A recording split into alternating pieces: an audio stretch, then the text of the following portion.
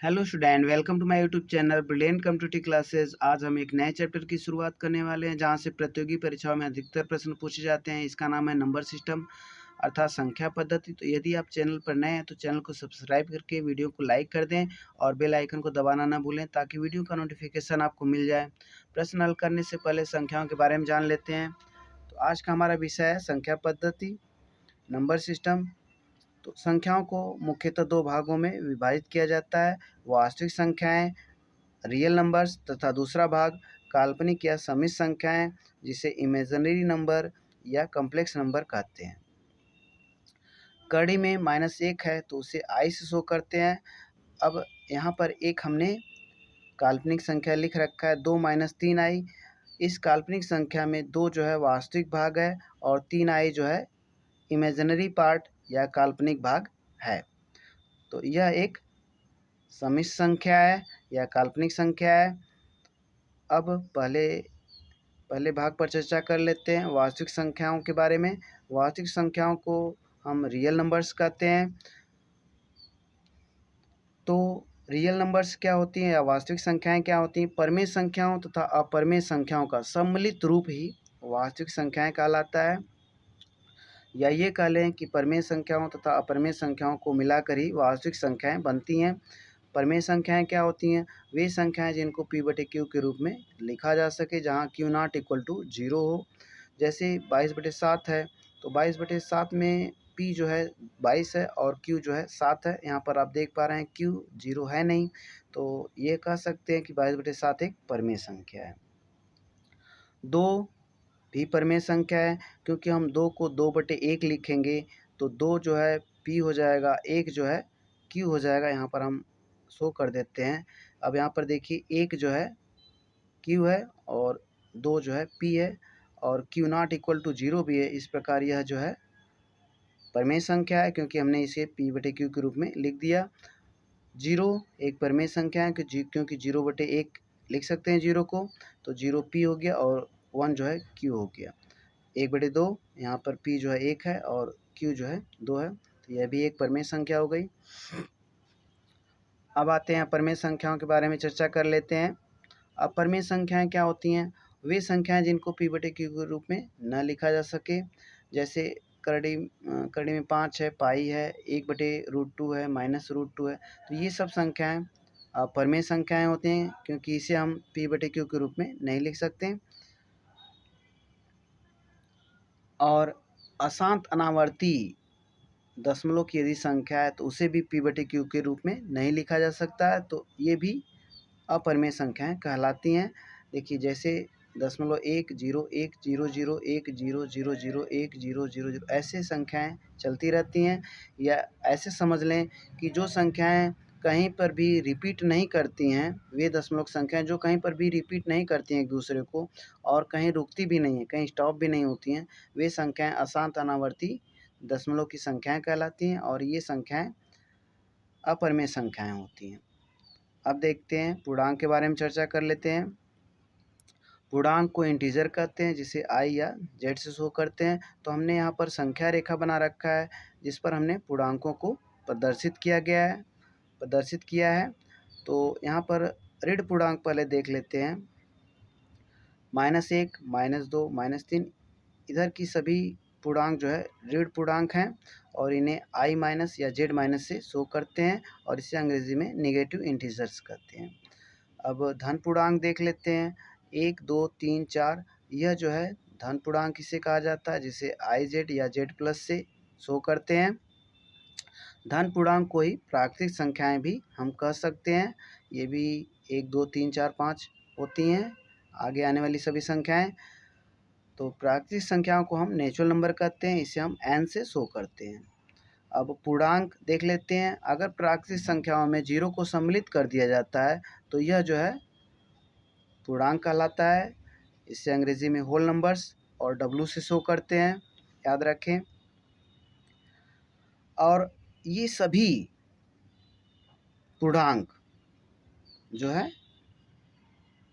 परमेय संख्याएं हैं क्योंकि इनको भी हम p/q के रूप में लिख सकते हैं। जितने भी पूर्णांक हैं, प्राकृतिक संख्या हैं, धन पूर्णांक हैं, ऋण पूर्णांक हैं, सभी जो है P/Q के रूप में सबको जो है लिखा जा सकता है, इसलिए ये सब परिमेय संख्याएं हैं।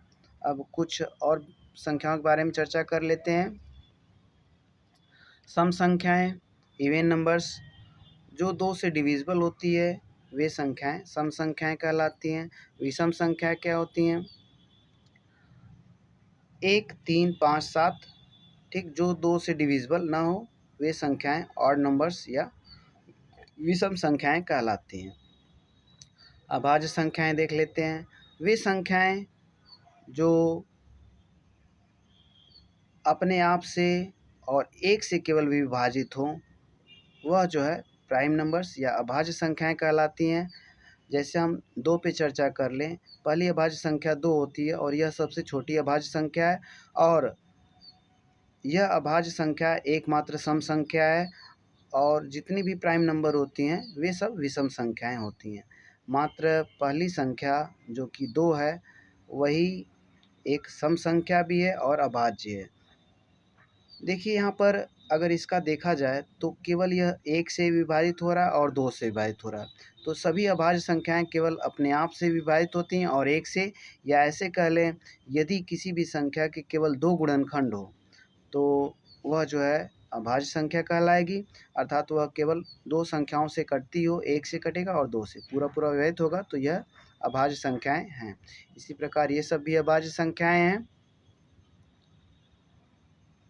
सअभाज्य संख्याएं क्या होती हैं? को प्राइम नंबर्स। वे अभाज्य संख्याएं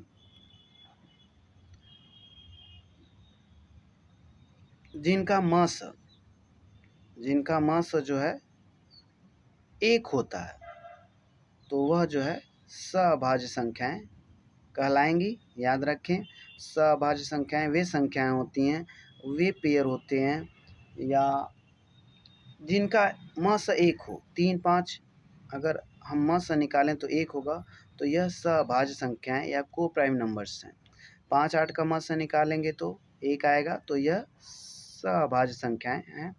विभाज्य संख्याएं देख लेते हैं, कंपोजिट नंबर्स, जो संख्याएं जिनका 2 से अधिक गुणनखंड हो, अर्थात वह 2 से अधिक संख्याओं से विभाजित होती हो, वह विभाज्य संख्याएं या कंपोजिट नंबर हैं। तो जैसे 4 को देखा जाए तो यह 1 से कटेगा, 2 से कटेगा और 4 से कटेगा। तो देखिए पहली विभाज्य संख्या 4 होती है, तो विभाज्य संख्याओं के लक्षण देख लेते हैं। सभी विभाज्य संख्याओं के 2 से अधिक गुणनखंड होते हैं, या ये कह लें कि यह अपने आप और 1 के अलावा भी किसी नंबर से विभाजित होती है, तो ऐसी संख्याएं विभाज्य संख्याएं कहलाती हैं। अब कुछ अन्य प्रकार की संख्याओं को भी देख लेते हैं। जुड़वा अभाज्य संख्याएं, ट्विन प्राइम नंबर, वे अभाज्य संख्याएं जिनका अंतर 2 हो, तो ऐसी संख्याएं ट्विन प्राइम नंबर्स कहलाती हैं। जैसे 3, 5 देख पा रहे हैं, दोनों जो है अभाज्य संख्या है, और दोनों का यदि डिफरेंस देखा जाए, अंतर देखा जाए, तो 2 का होगा। 5 में से 3 घटाएंगे तो 2 आएगा। इसी प्रकार की ये सब संख्याएं हैं, ऐसी अभाज्य संख्याएं जिनका अंतर 2 हो, तो वे अभाज्य संख्याएं जुड़वा अभाज्य संख्याएं या ट्विन प्राइम नंबर्स कहलाती हैं।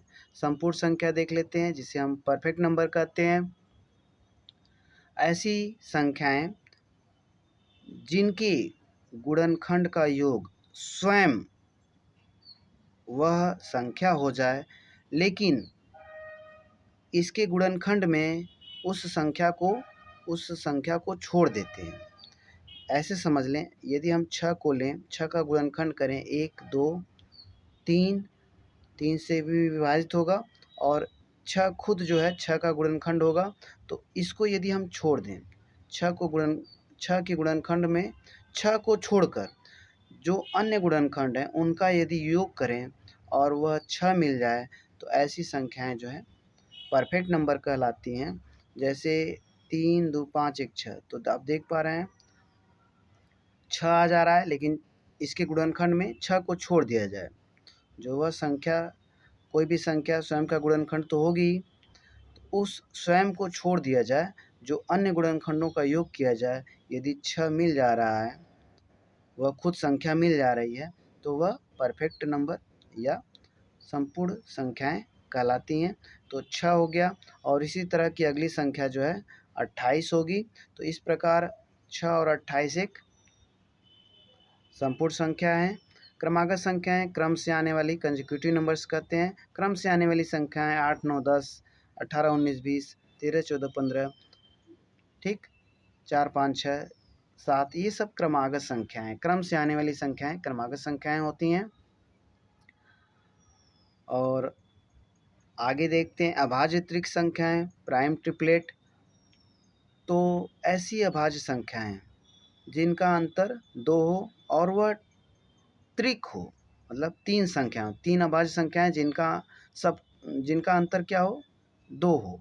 क्रमागत अभाज्य संख्याओं का अंतर कितना हो, 2। जैसे 3, 5, तो 5 में से 3 घटाएंगे 2, 7 में से 5 घटाएंगे 2। ये तीनों अभाज्य संख्याएं हैं और इनका अंतर जो है 2 है। तो यह ट्रिपलेट भी हैं, त्रिक भी हैं। तो हम कह सकते हैं यह अभाज्य त्रिक संख्याएं हैं या प्राइम ट्रिपलेट है। और प्राइम ट्रिपलेट एकमात्र होता है, मात्र एक ही होता है, वह 3, 5, 7 है, याद रखें। हार्डी रामानुजन नंबर्स या टैक्सी कैब नंबर, आप देख पा रहे हैं दो संख्या हमने लिख रखा है। अभी तक हार्डी रामानुजन नंबर केवल 6 ही हैं और यह कहा जाता है कि हार्डी रामानुजन नंबर जो है रामानुजन और हार्डी के संवाद से मिला हुआ है। याद रखें, इसे टैक्सी कैब नंबर भी कहते हैं क्योंकि इस संवाद में टैक्सी भी शामिल है। तो इसकी चर्चा हम कभी बाद में कर देंगे क्योंकि उसमें ज़्यादा समय लगेगा, कौन कैसा संवाद था। लेकिन यह जो है हार्डी रामानुजन नंबर्स कहलाता है, याद रखें। 1729, इसको पहचानेंगे कैसे? ऐसी संख्याएं जिनको घन के रूप में ऐसे लिखें कि घनों का योग करने पर संख्या मिले। ऐसा विभाजन किसी संख्या के लिए 2 बार हुआ हो। देखिए, जैसे हम 1729 को 12 का क्यूब और धन 1 का क्यूब कर रहे हैं और इसको हल करेंगे, 12 का क्यूब करेंगे तो जो भी आएगा 1728 आएगा शायद, और फिर 1 का क्यूब करेंगे तो 1728 और 1 जोड़ेंगे तो 1729 हमें मिल जाएगा। ऐसा विभाजन एक बार इस संख्या का ना हो बल्कि 2 बार हो, ठीक। तो ऐसी संख्याएं हार्डी रामानुजन नंबर्स कहलाती हैं। देखिए 10 का क्यूब और 9 का क्यूब, 10 का क्यूब 1000 और 9 का क्यूब 99, 81, 9, 729। तो 1000 और 729 जोड़ेंगे तो 1729 मिल जाएगा। और यह भी कुछ इस प्रकार की संख्याएं, ऐसी संख्याएं मात्र 6 अभी तक मिली हैं और आगे भी खोज जारी है। तो हमने यहाँ पर कुछ संख्याओं के बारे में देखा।